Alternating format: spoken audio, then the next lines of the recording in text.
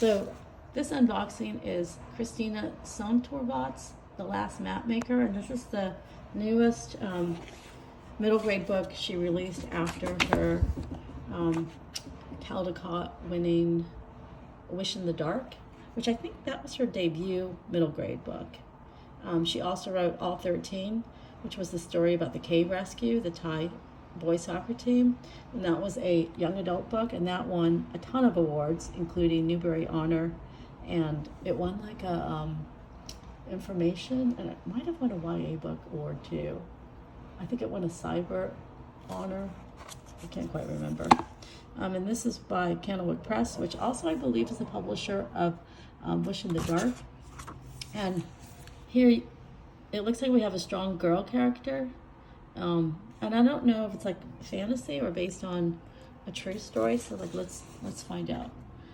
Her name is Sai. Sai has a secret.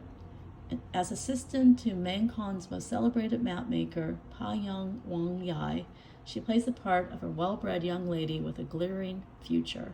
In reality, her father is a low-life con man, and in a kingdom where the status of your ancestors dictates your social position, no one can know that Sai's connection to the past is a single tarnished link.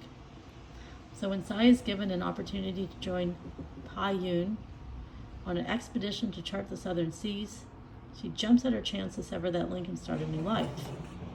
Soon she realizes that there's more to the expedition than meets the eye, and she's not the only one on board who has secrets when she learns that the ship might be heading for the fabled Sunderlands, a land of dragons, dangers, and riches beyond imagination.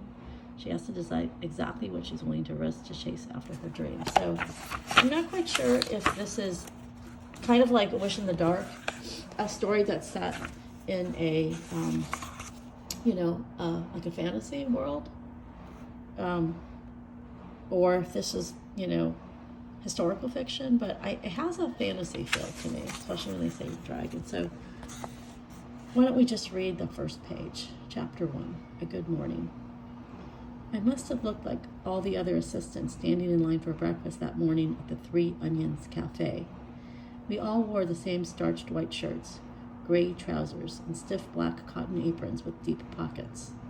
The assistant's uniform was meant to put each of us on the same level, making us equals for the 1 year we would spend in service. What a joke. We may have worn the same clothes, but it was still clear as glass where we stood.